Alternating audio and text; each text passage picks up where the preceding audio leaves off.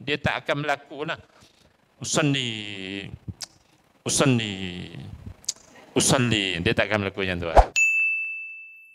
Seorang makmum mesti berniat menjadi makmum atau mengikut imam atau berjemaah dengan imam yang ada ketika takbiratul ihram. Allahu Akbar. Tuan-tuan, kalau kita dalam saf tu, kita dah dalam saf, Allah, dalam hati kita nak seorang ke nak jadi makmum. Itu niat. Dia tak perlu sebut tu. Jangan nanti sahaja aku solat fardu zuhur 4 rakaat hari Khamis berapa makmum, itu panjang lah tuan. Dia bukannya lintas. Boleh ya?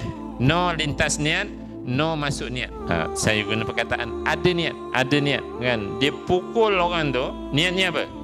Nak bunuh ke tak nak bunuh? Dia waktu dia pukul tu ada tak sahaja aku memukul untuk membunuh? Ada tak dia susun jam tu? Tak ada kan? Tu nak faham niat tu.